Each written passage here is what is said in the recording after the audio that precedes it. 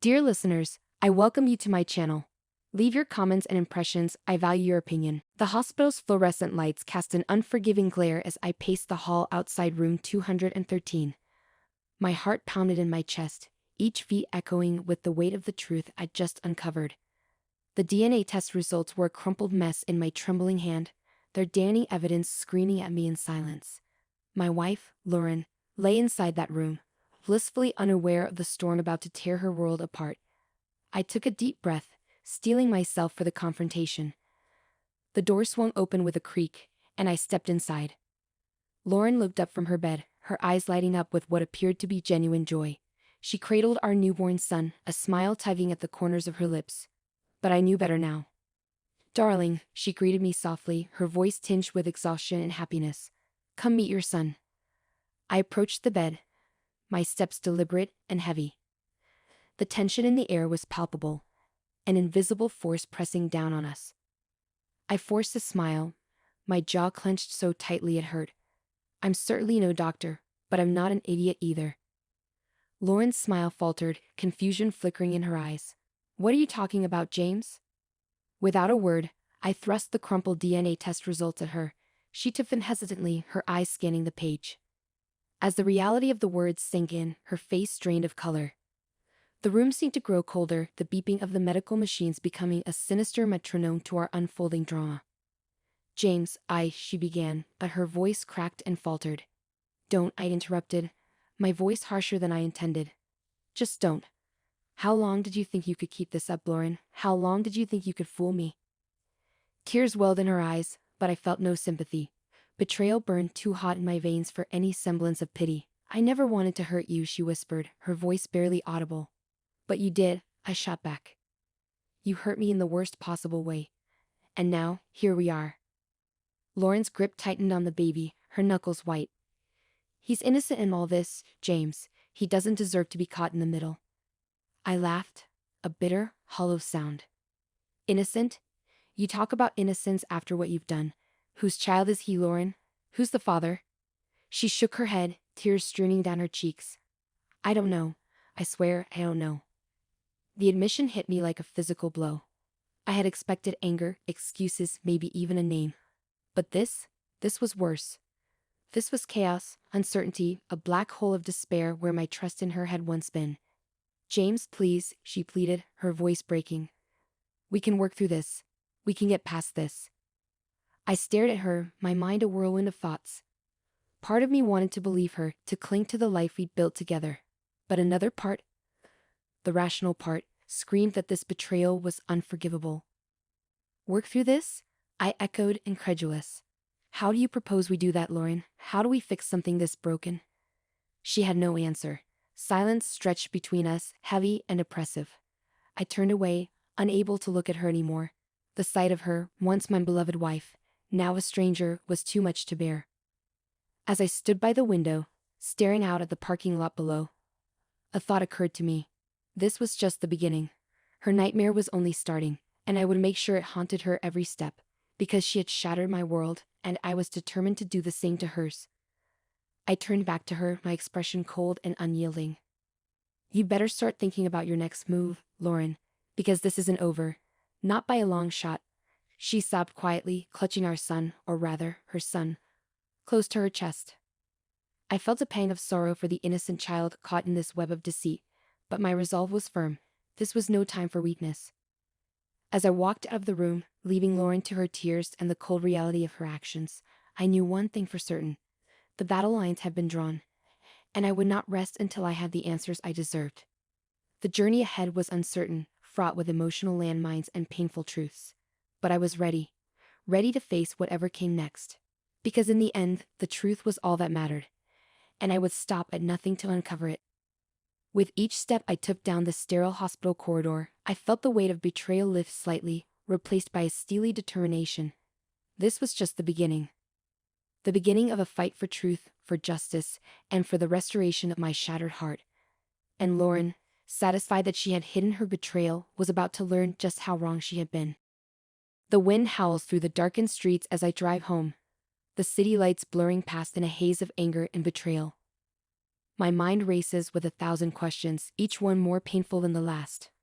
Who is the father of the child? How long has Lauren been lying to me? And most importantly, how did I miss the signs? I pull into our driveway, the house looming in the darkness like a silent witness to my misery. As I step out of the car, the chill in the air cuts through me, but I barely feel it. The only thing I feel is a burning need for answers. Inside, the house is eerily quiet. The echo of my footsteps on the hardwood floor seems louder than usual. I head straight for the kitchen, needing a drink to steady my nerves. The whiskey burns as it goes down, but it's a welcome distraction from the emotional turmoil raging inside me. My phone buzzes on the counter, breaking the silence. It's a message from my best friend Mark. He knows something is up. I can hear it in his voice from our earlier conversation. I hit the call button, needing to hear a friendly voice. James, what's going on? Mark's voice is filled with concern. I take a deep breath, the words tumbling out in a rush. Lauren, she's been cheating on me. The baby, he's not mine. I got the DNA results today. There's a pause on the other end of the line, then a low whistle.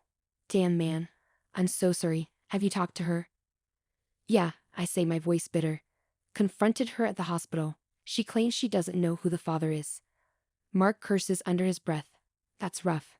What are you going to do? I don't know. I admit, the weight of the situation pressing down on me. But I can't let this go. I need to find out the truth. Do you need me to come over? Mark asks. Yeah. I say after a moment. I could use the company. On my way, he says, hanging up. I sit in the kitchen, nursing my whiskey and waiting for Mark. The house feels emptier than ever, every creak and groan a reminder of the life I thought I had. When the doorbell finally rings, it's a relief. Mark steps inside, his expression serious. Hey man. Hey, I reply, forcing a smile. Thanks for coming. He claps me on the shoulder, his grip firm and reassuring. Anytime. So what's the plan? I need to find out who she's been seeing, I say, my jaw clenched. I can't let her get away with this. Mark nods. Do you have any idea who it could be? I shake my head. No clue. But someone must know something. There have to be clues. Let's start with her phone, Mark suggests. Maybe there's something there. I hesitate, the thought of invading Lauren's privacy feeling wrong, despite everything. But I need answers. All right, it's upstairs. We head to the bedroom, the room that once felt like a sanctuary now tainted with betrayal. I open the drawer by her side of the bed, pulling out her phone. The screen lights up, and my heart sinks. It's locked. Any idea what her passcode is? Mark asks. I think for a moment, then punch in our anniversary date. The screen unlocks, and I feel a grim satisfaction. Got it. Mark leans over my shoulder as I scroll through her messages and emails, looking for anything suspicious. It doesn't take long to find it. A series of texts from an unknown number, the message is intimate and suggestive. Here I say, handing the phone to Mark. Look at these. He scans the messages, his expression darkening. Whoever this is, they've been seeing each other for a while. You recognize the number? No. I admit, frustration bubbling up. But we can find out. Mark nods. Let's see if there are any other clues. Check her email, her social media. We spend the next hour combing through her digital life, piecing together fragments of her betrayal. It's painstaking work, each discovery a fresh wound, but it's also cathartic, a way to channel my anger into something productive. Finally, we have a list of potential suspects. Names and numbers of people who might know more. It's not much, but it's a start. All right, Mark says, his voice determined. What's next? We start making calls, I say, my resolve hardening. Someone knows something, and we're going to find out who. We begin dialing the numbers, each call a tense conversation, mostly to dead ends, people claiming ignorance or genuine surprise. But then we hit a breakthrough. I'm telling you, I don't know anything. A man named Greg insists, his voice defensive. I haven't seen Lauren in months. But you did see her, I press, sensing his unease. When was the last time? Greg sighs. All right, fine. We met up a few months ago just for drinks. But that's it. I swear. Where did you go? Mark interjects, his voice sharp. Some bar downtown, Greg replies, the tension in his voice palpable. Look, I didn't know she was married, okay? She never mentioned you. I hang up, my mind racing. He's hiding something. I can feel it. Yeah. Mark agrees, but we need more proof. I run a hand through my hair, the frustration building. We'll keep digging. Someone's going to slip up. As we continue our investigation, a plan begins to form in my mind. I know where to start. The bar where Greg and Lauren met. It's a long shot, but maybe someone there saw something, heard something. Let's go, I say, grabbing my coat. We're going to the bar. Mark follows me out the door, the determination in his eyes matching my own. The night is dark and cold, but the fire inside me burns bright. This is just the beginning, and I won't stop until I have the truth. We arrive at the bar, the neon sign flickering in the night. Inside, it's noisy and crowded, the air thick with the scent of alcohol and sweat. I scan the room, looking for anyone who might recognize Lauren. Excuse me, I say to the bartender, a middle-aged woman with a weary smile. Do you remember seeing this woman here? I show her a picture of Lauren, and she squints at it for a moment. Yeah, I remember her. She came in a few times with different guys.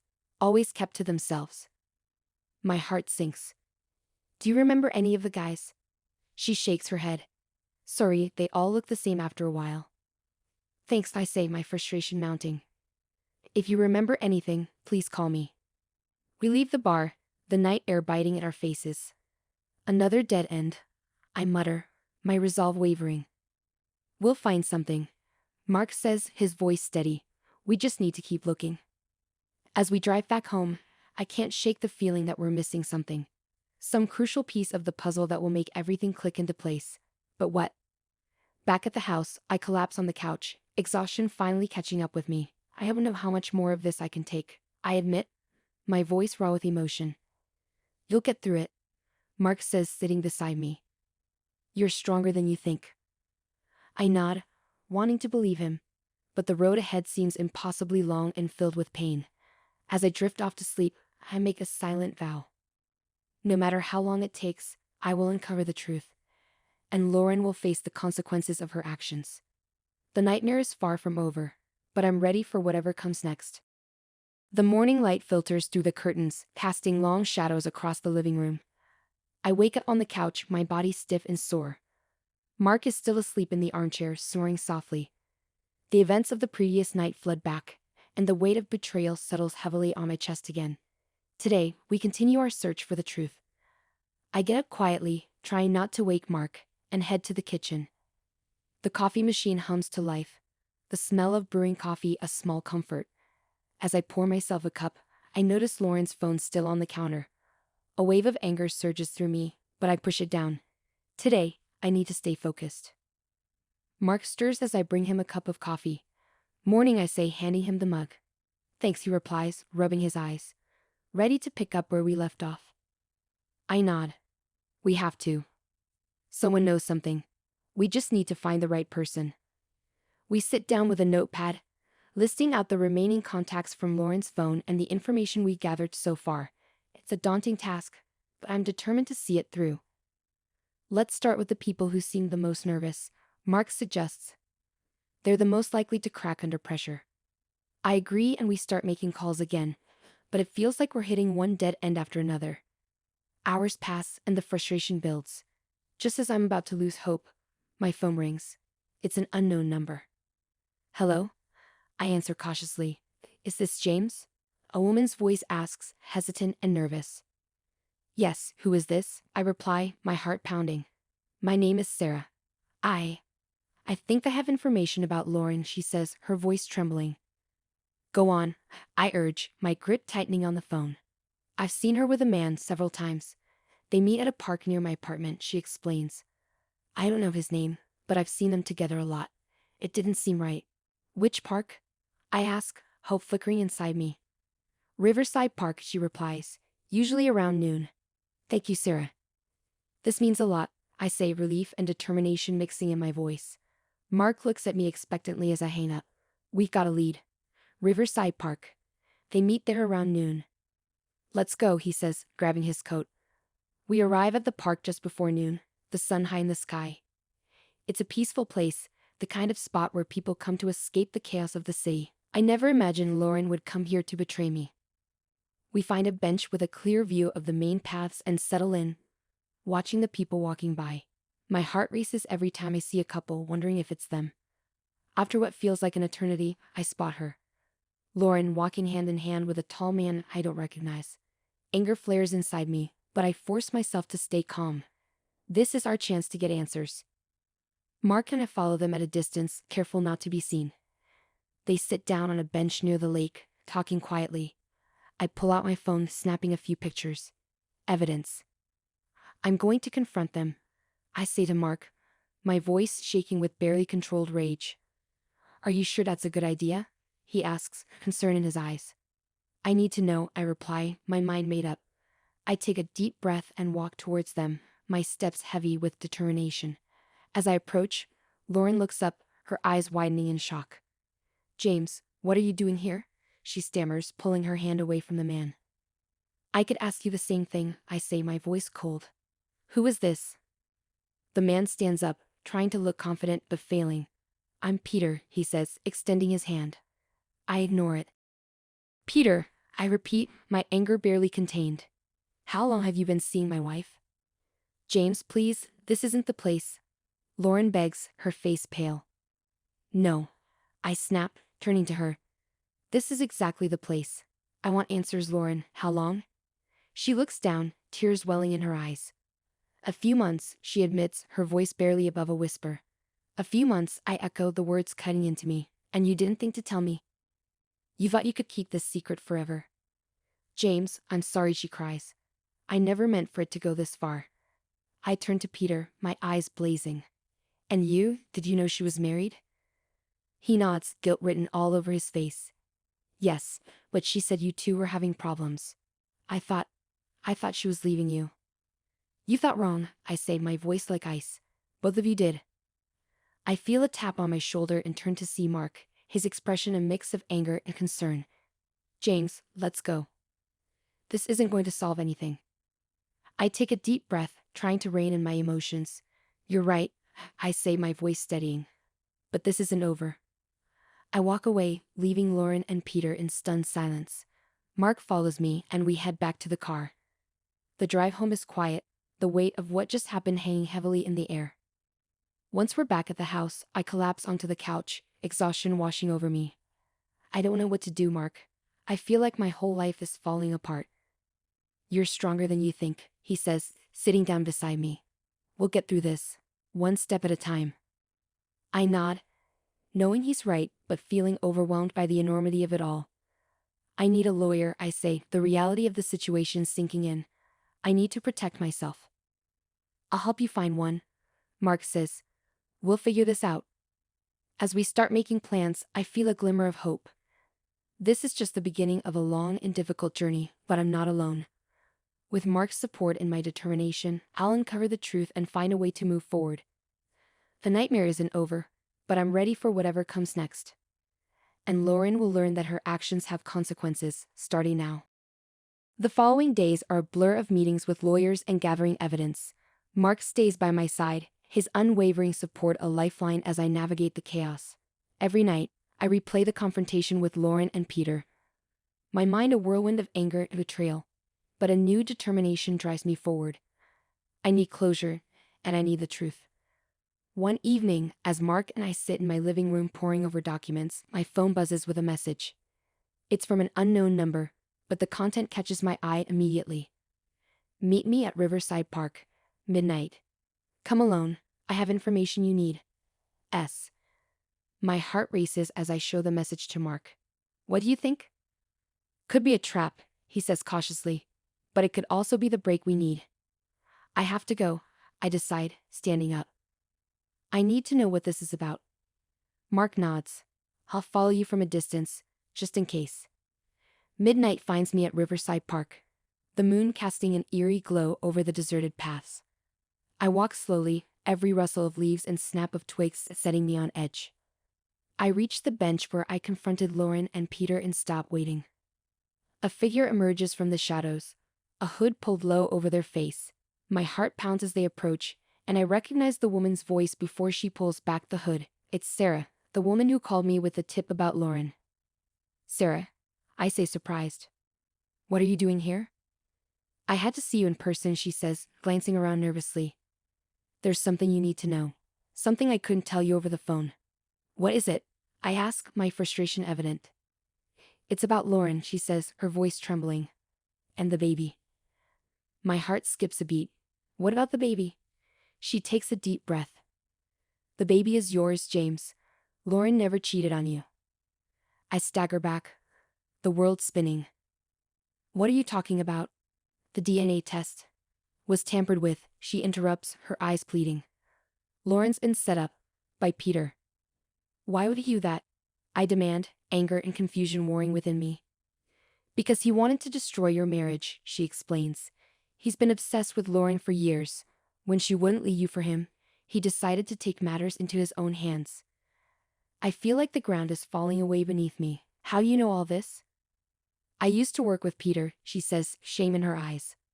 I overheard him bragging about his plan. I didn't realize the extent of it until I saw the DNA test results. I couldn't let him get away with it. Why didn't you come forward sooner? I ask, desperation creeping into my voice. I was scared, she admits. Peter is dangerous. But I couldn't live with myself knowing the truth and doing nothing. I take a deep breath, trying to process everything. We need proof, I say finally, something that will hold up in court. Sarah nods. I've got recordings. Conversations with Peter where he admits to everything. I'll testify if I have to. Relief and gratitude fled through me. Thank you, Sarah. You have no idea how much this means to me. Just promise me you'll take him down, she says, her voice firm. He deserves to pay for what he's done. I promise, I say, my resolve hardening. He won't get away with this.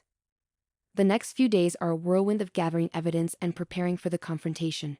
With Sarah's testimony and the recordings, we have a solid case. I meet with my lawyer, who is confident we can expose Peter and clear Lauren's name. Finally, the day arrives. We meet Peter at a coffee shop, Sarah and Mark by my side. He looks smug, confident that his plan has worked. But that confidence fades as we lay out the evidence against him. What is this? He splutters, his face turning pale. The end of your little game, I say coldly. We have recordings, Peter. We know you tampered with the DNA test. You're going to pay for this. His eyes dart around, looking for an escape, but there is none. You can't prove anything, he says desperately. Sarah steps forward, holding up her phone. I already did. I recorded everything. It's over, Peter. Realizing he's cornered, Peter's shoulders slump. Fine, he mutters. What do you want? You're going to confess, I say, my voice like steel. You're going to admit everything you did to the authorities, and you're going to stay away from Lauren and me. He glares at us but nods, knowing he has no choice. We watch as he makes the call, confessing his crimes to the police. When it's done, I feel a weight lift off my shoulders. Justice is finally being served. Later that evening, I stand on my front porch, the night air cool and refreshing. I hear footsteps behind me and turn to see Lauren standing there, her face a mix of relief and sorrow. James, she says softly, tears in her eyes. I'm so sorry for everything. For what you went through. I step forward, pulling her into my arms. It's not your fault, I say, my voice choked with emotion. I should have trusted you. We'll get through this, she whispers, holding me tight. Together. As we stand there, wrapped in each other's arms, I feel a sense of peace I haven't felt in weeks. The nightmare is finally over, and we can begin to heal. Together. Mark joins us on the porch, a smile on his face. Looks like things are finally looking up. Yeah, I agree, gratitude filling me. Thanks for everything, Mark. I couldn't have done this without you. He claps me on the back. That's what friends are for. As we stand there, the three of us, I realize that despite the pain and betrayal, I'm lucky. Lucky to have friends who stand by me, a wife who loves me, and the strength to rebuild my life. And I know that no matter what challenges lie ahead, we'll face them together. The end of one chapter is just the beginning of another. And for the first time in a long while, I'm looking forward to what the future holds.